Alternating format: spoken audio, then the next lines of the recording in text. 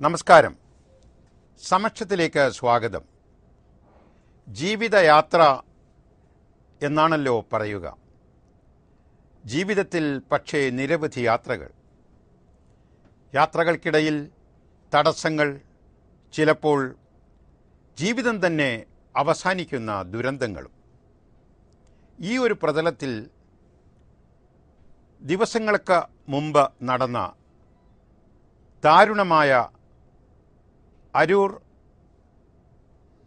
Railway level crossing ദുരന്തത്തെക്കുറിച്ചും air India Gulf മലയാളികളോട് പ്രത്യേകിച്ചും കാണിക്കുന്ന തുടർന്നു വരുന്ന അവഗണന, അവഹേളനം എന്നിവയെക്കുറിച്ചുമാണ് ഈ സമക്ഷത്തിൽ പ്രതിപാദിക്കുന്നത്.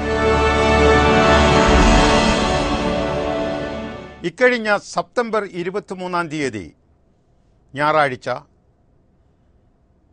എറണാകുളത്ത് നിന്ന് വരുന്ന ഹാപ്പ തിരുനെൽവേലി എക്സ്പ്രസ്സിന് ഇടിച്ച് അരൂർ റെയിൽവേ സ്റ്റേഷന് സമീപം ആളില്ലാത്ത റെയിൽവേ ലെവൽ ക്രോസിംഗിൽ ഉണ്ടായ വാഹന ദുരന്തത്തിൽ ഒരു പിഞ്ച് കുഞ്ഞ് ഉൾപ്പെടെ 5 പേർ മരിച്ച സംഭവം. ഇത്തരം സംഭവങ്ങൾ ഇടയ്ക്കിടെ നടക്കുന്നു. ദാരുണവും അത്യന്തം ദുരന്തപൂർണവുമായ ഇത്തരം അപകടങ്ങൾ സംഭവിക്കുമ്പോൾ നമ്മളെല്ലാം ഞെട്ടുന്നു. ചിലപ്പോൾ അതിശക്തമായ പ്രതിഷേധം ജനങ്ങളുടെ ഭാഗത്തു നിന്നുണ്ടാകുന്നു. ആ പ്രതിഷേധത്തിൻ്റെ പശ്ചാത്തലത്തിൽ ഉത്തരവാദപ്പെട്ട അധികൃതരും ഭരണ സാരഥികളുമൊക്കെ ഉണരുന്നു. ഇനി അത്തരം ദുരന്തങ്ങൾ ഇല്ലാതാക്കാൻ അഥവാ ഒഴിവാക്കാൻ ആവശ്യമായ നടപടികളെക്കുറിച്ച് പ്രഖ്യാപനങ്ങൾ വരുന്നു.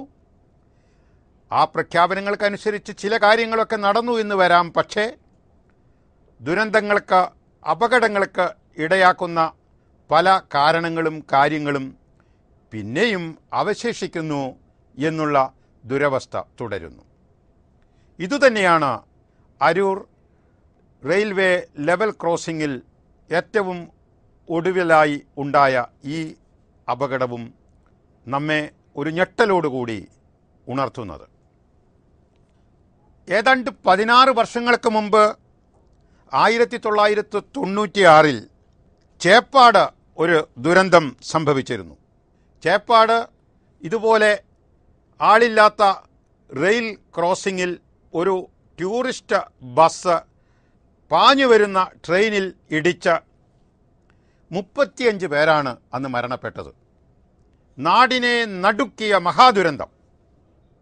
അതിനുശേഷം, അതായത് 1996 തൊട്ട് ഇതുവരെയുള്ള കാലയളവിൽ ആലപ്പുഴ ജില്ലയിൽ ആളില്ലാത്ത ലെവൽ ക്രോസിങ്ങുകളിൽ മാത്രം സംഭവിച്ച ദുരന്തങ്ങളിൽ 57 പേർ മരണപ്പെട്ടതായിട്ടാണ് കണക്കുകൾ. ഓച്ചിറക്കടുത്ത് ആളില്ലാത്ത ലെവൽ ക്രോസിംഗിൽ ഉണ്ടായ വാഹന അപകടത്തിൽ 5 പേർ കൊല്ലപ്പെട്ടതുൾപ്പെടെയാണ് ഈ 57 പേരുടെ ജീവഹാനിയെക്കുറിച്ചുള്ള കണക്ക്. ഏറ്റവും അടുത്ത കാലത്ത് നടന്ന സംഭവങ്ങളുടെ പശ്ചാത്തലത്തിൽ എറണാകുളത്തിനും കായംകുളത്തിനും ഇടയിൽ ആളില്ലാത്ത ലെവൽ ക്രോസിങ്ങുകളിൽ ഗേറ്റുകൾ പണിയുക, അവിടെ ഗാർഡുകളെ ഏർപ്പെടുത്തുക എന്നുള്ളൊരു തീരുമാനം സംസ്ഥാന ഗവൺമെൻറ്റിൻ്റെ നിർദ്ദേശം അനുസരിച്ചു തന്നെ റെയിൽവേ അധികൃതർ അംഗീകരിച്ചിരുന്നു. അത് എത്രത്തോളം നടന്നു എന്നുള്ളതെക്കുറിച്ച് ആലോചിക്കുമ്പോഴാണ് ഒരുപക്ഷെ ഈ അരൂർ ലെവൽ ക്രോസിംഗിലുണ്ടായ അപകടം ആ പ്രോജക്റ്റ് നടപ്പിലായിരുന്നെങ്കിൽ ഒഴിവാക്കാമായിരുന്നു എന്നുള്ള ഒരു ബോധോദയം ഇപ്പോൾ ഉണ്ടാകുന്നത്. കഴിഞ്ഞ 8 മാസക്കാലമായി ഈ ദുരന്തം നടന്ന റെയിൽവേ ലെവൽ ക്രോസിംഗിൽ ഒരു ഗാർഡ് റൂമും ഗേറ്റും പണിതിരുന്നു. ഗേറ്റ് പണിതു, ഗാർഡ് റൂമും പണിതു. പക്ഷേ ഗാർഡ് വേണ്ടേ? ഗാർഡിൻ്റെ നിയമനം നടന്നില്ല. ഈ ദുരന്തത്തെക്കുറിച്ചുള്ള വിശകലന റിപ്പോർട്ടുകളിൽ കാണുന്നത് എറണാകുളത്തിനും കായംകുളത്തിനും ഇടയിലുള്ള 44 ആളില്ലാ ലെവൽ ക്രോസിങ്ങുകളിൽ ഗാർഡുകളെ നിയമിക്കാനുള്ള തീരുമാനം റെയിൽവേ നടപ്പിലാക്കിയിരുന്നെങ്കിൽ ഏറ്റവും ഒടുവിലുണ്ടായ ഈ ദുരന്തമെങ്കിലും ഒഴിവാക്കാമായിരുന്നു എന്നാണ്. ഇവയിൽ അതായത് ഈ 44 ആളില്ലാ റെയിൽ ക്രോസിങ്ങുകളിൽ 20 ലെവൽ ക്രോസിങ്ങുകളിൽ മാത്രമാണ് ഗാർഡുകളെ നിയമിച്ചത്. യഥാർത്ഥത്തിൽ ബാക്കി എല്ലാ സ്ഥലത്തും ഗാർഡുകളെ നിയമിക്കാൻ മാത്രം ഗാർഡുകളെ റിക്രൂട്ട് ചെയ്തിരുന്നു, വിമുക്ത ഭടന്മാരെ, എക്സ് സർവീസ്മെൻ. പക്ഷേ റെയിൽവേ അധികൃതർക്ക് തോന്നിയത് ഈ ആളില്ലാത്ത റെയിൽവേ ലെവൽ ക്രോസിങ്ങിൽ ഗാർഡുമാർ ഉണ്ടായിരിക്കുന്നതിനേക്കാളും അടിയന്തര പ്രാധാന്യമുള്ള കാര്യമാണ് ട്രാക്ക് പരിപാലനം, റെയിൽവേ ട്രാക്ക് പരിപാലനം. അതുകൊണ്ട് ആളില്ലാത്ത ലെവൽ ക്രോസിങ്ങുകളിൽ നിയമിക്കാൻ വേണ്ടി റിക്രൂട്ട് ചെയ്യപ്പെട്ട വിമുക്ത ഭടന്മാരെ എല്ലാവരെയും തന്നെ അവർ റെയിൽവേ ട്രാക്ക് സംരക്ഷണ ജോലി ഏൽപ്പിക്കുകയാണ് ഉണ്ടായത്. ഇതൊക്കെയാണ് പ്രശ്നങ്ങൾ. ഒരു പ്രത്യേക കാര്യത്തിന് വേണ്ടി ആ കാര്യത്തിൻ്റെ പ്രാധാന്യം ജനങ്ങളും ഭരണകൂടവും എല്ലാം ബോധ്യപ്പെട്ട പശ്ചാത്തലത്തിൽ എടുത്ത തീരുമാനങ്ങൾ, റിക്രൂട്ട് ചെയ്യപ്പെട്ട ആളുകൾ, ഇവയൊക്കെ മാറ്റി നിയമിക്കുക, ഇത്തരം ദൂഷ്യങ്ങളാണ് നാം ഒഴിവാക്കേണ്ടത്. ഈ ദുരന്തത്തിൽപ്പെട്ട വാഹനത്തിൻ്റെ ഡ്രൈവർ ഗ്ലാസൊക്കെ അടച്ച്, അങ്ങനെയാണല്ലോ ഇപ്പോഴുള്ള മിക്ക കാറുകളിലുള്ള യാത്രയും, പുറത്തു നിന്നുള്ള ശബ്ദങ്ങളൊന്നും കേൾക്കാൻ പറ്റിയില്ല എന്ന് വരും. അപ്പോൾ ട്രെയിൻ വരുന്നുണ്ടോ എന്ന് കാണണം. അങ്ങനെ കാണുന്ന കാര്യത്തിൽ അവിടെ എന്തെങ്കിലും തടസ്സങ്ങളുണ്ടായിരുന്നോ? ഉണ്ടായിരുന്നു.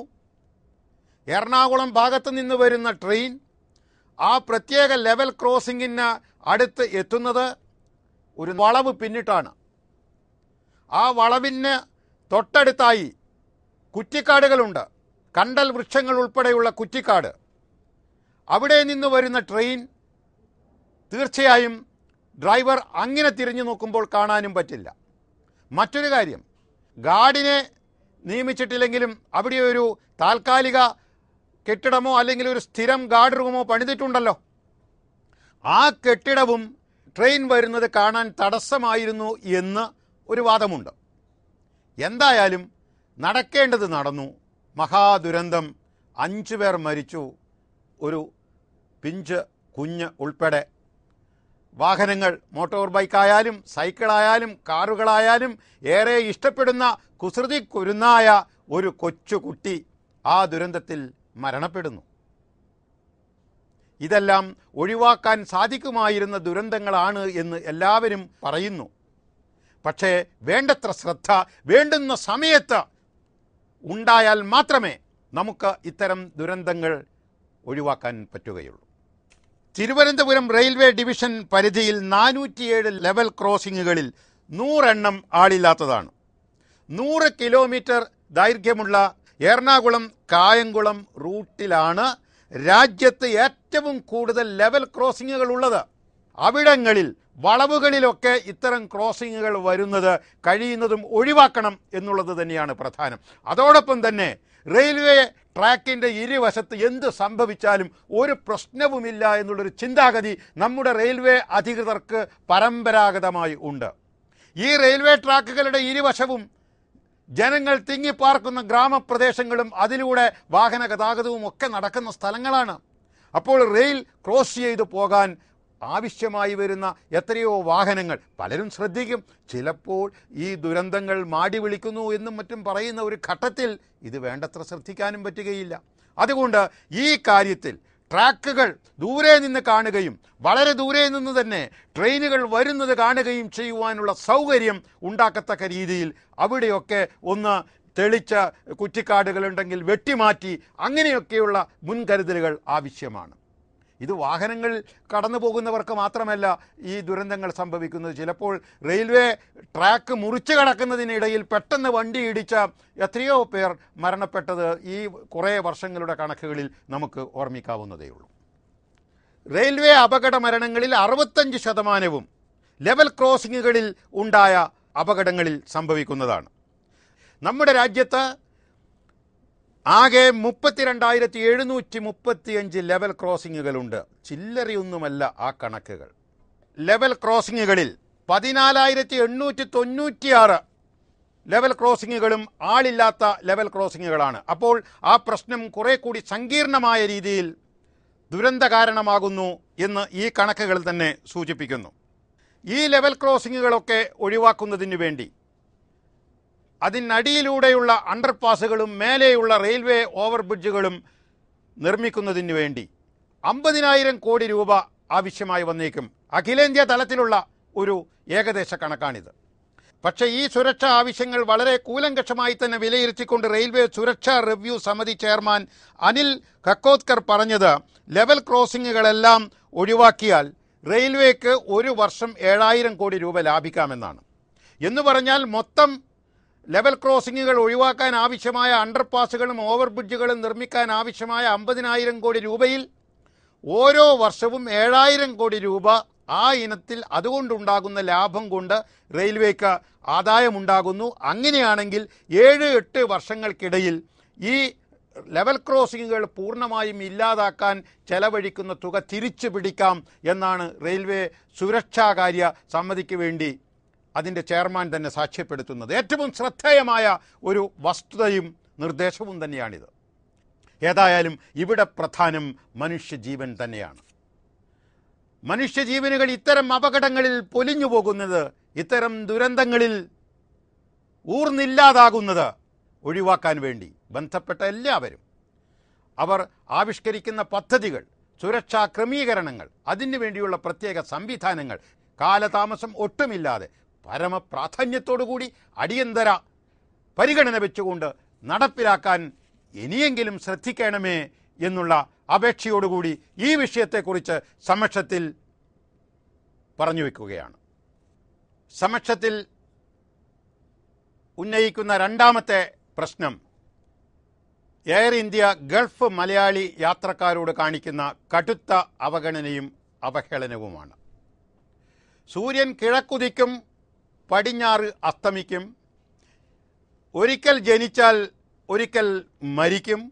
ഇങ്ങനെ ചില സ്ഥിരം കാര്യങ്ങൾ നമ്മുടെ ഈ പ്രപഞ്ചത്തിലുണ്ട്. എത്രയോ യുഗങ്ങളായാലും തുടരുന്ന രീതിയിലുള്ള ചില സ്ഥിരം കാര്യങ്ങൾ. ഇത്തരം സ്ഥിരം കാര്യങ്ങളിൽ ഒന്നാണോ എയർ ഇന്ത്യ ഗൾഫ് മലയാളികളോട് കാണിക്കുന്ന അവഗണന എന്ന് തോന്നിപ്പോകും കഴിഞ്ഞ 2-3 ദശാബ്ദങ്ങൾ തുടർച്ചയായി നടക്കുന്ന കാര്യങ്ങൾ പരിഗണിക്കുമ്പോൾ. എയർ ഇന്ത്യക്ക് ഏറ്റവും കൂടുതൽ ലാഭം ഉണ്ടാക്കാൻ സാധിക്കുന്ന, ഇനി അങ്ങനെ പറയാൻ പറ്റില്ലെങ്കിലും ഏറ്റവും കുറഞ്ഞ് നഷ്ടം സംഭവിക്കുന്ന മേഖലയാണ് കേരള ഗൾഫ് റൂട്ടുകൾ.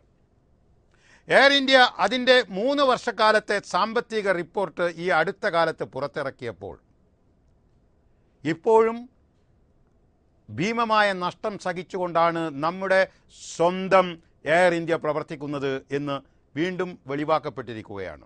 എയർ ഇന്ത്യ ഇന്ത്യയിലെ കോടിക്കണക്കിന് പൗരന്മാർ നൽകുന്ന നികുതി പണത്തിൽ നിന്ന് ഗവൺമെൻറ് ചെലവഴിച്ച് നടത്തുന്ന എയർലൈനാണ്. ഓരോ ഇന്ത്യക്കാരനും അവകാശപ്പെട്ട ഉടമസ്ഥതയുള്ള എയർ ഇന്ത്യ എന്ന് വേണമെങ്കിൽ ജനാധിപത്യത്തിൻ്റെ ഭാഷയിൽ നമുക്ക് അവകാശപ്പെടുകയും ചെയ്യാം. എന്നാൽ കഴിഞ്ഞ നിരവധി ദശാബ്ദങ്ങളായി ലോകത്തിലെ ഏറ്റവും വിപുലമായ എയർ ശൃംഖലകളിലൊന്നായ എയർ ഇന്ത്യ തുടരെ പ്രവർത്തിച്ചുണ്ടാക്കിയ സാമ്പത്തിക balance report, financial balance report എന്താണെന്ന് പ്രത്യേകിച്ച് പറയേണ്ടതില്ലല്ലോ. 24,000 കോടി രൂപ മൊത്തം നഷ്ടം. പക്ഷേ ഇതിൽ കൂടുതലും ഈ അടുത്ത കാലത്ത് നഷ്ടം സംഭവിക്കുന്നത് അമേരിക്ക, യൂറോപ്പ് തുടങ്ങിയ സെക്ടറുകളിലേക്കുള്ള സർവീസുകളിൽ നിന്നാണ്.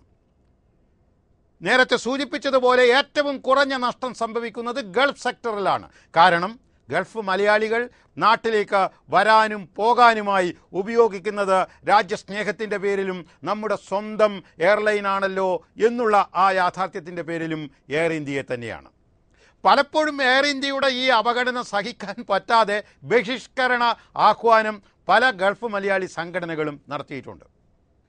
ഏതാണ്ട് 20 വർഷങ്ങൾക്ക് മുമ്പ് ഗൾഫ് യുദ്ധം ഉണ്ടായ പശ്ചാത്തലത്തിൽ ഇത്തരം ഒരു ബഹിഷ്കരണ പ്രഖ്യാപനത്തിൻ്റെ സാഹചര്യം നിലവിലുണ്ടായിരുന്നതായി ഓർക്കുന്നു.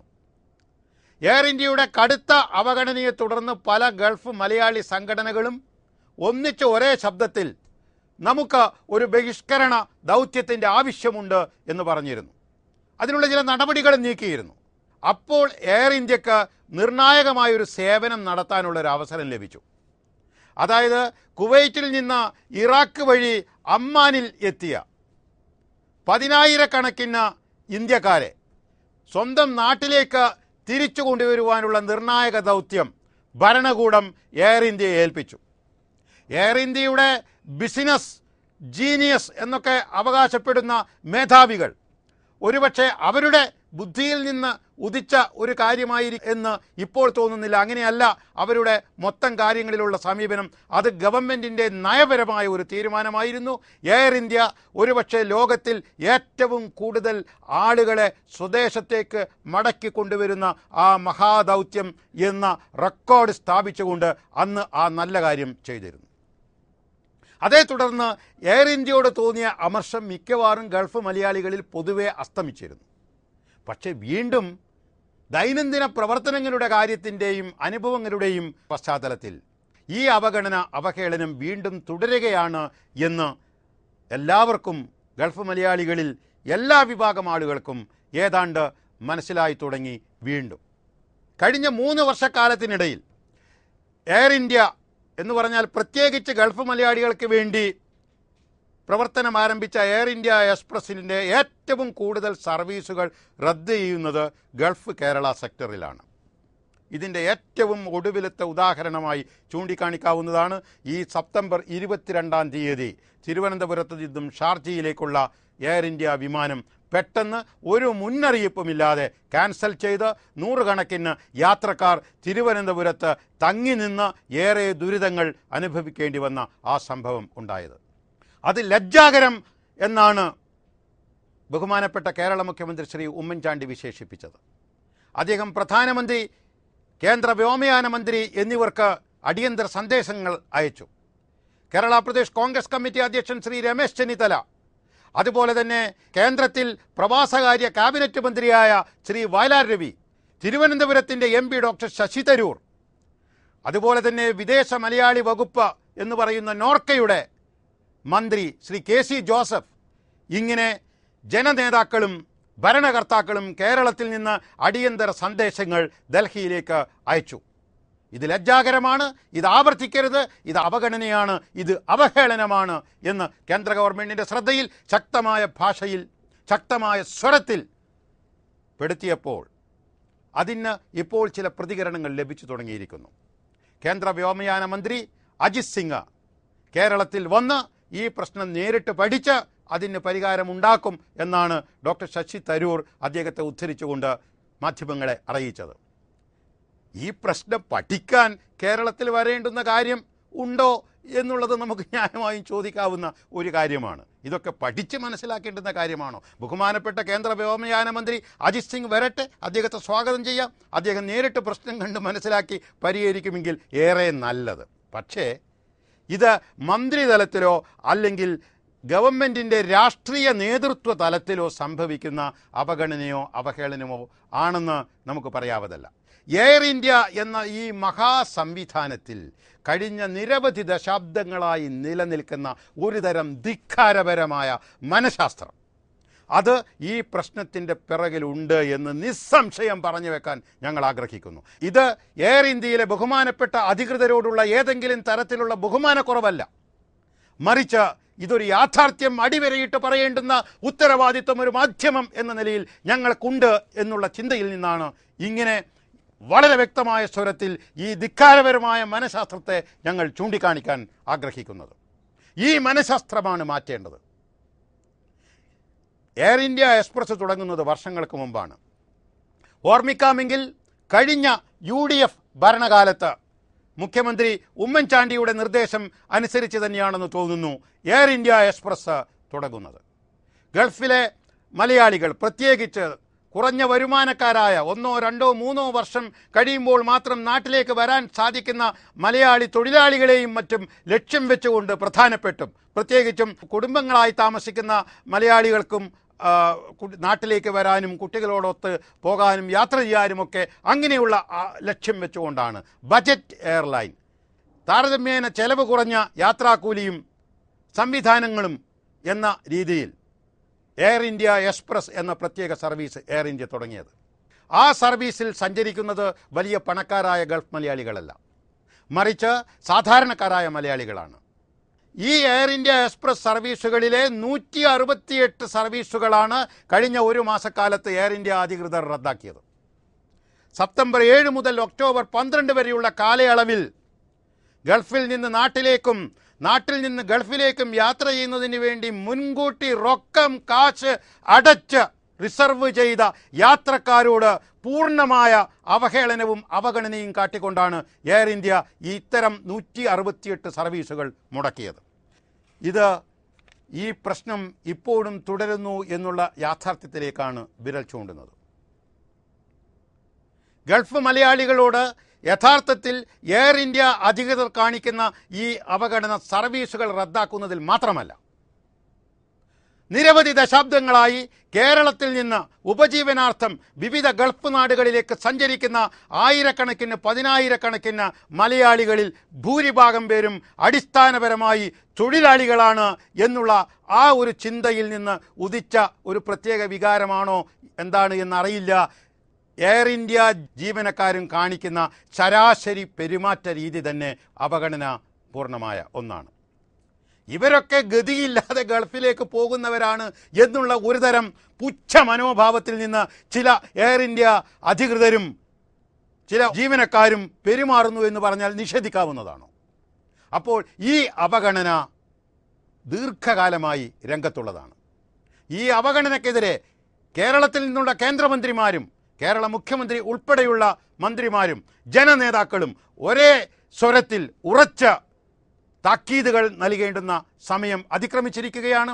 ആ വഴിക്ക് ജനനേതാക്കൾ സംസാരിക്കാനും ഇടപെടാനും ശക്തമായി പ്രതികരിക്കാനും തുടങ്ങി എന്നുള്ളത് ആശാവഹമായ ഒരു കാര്യമാണ്.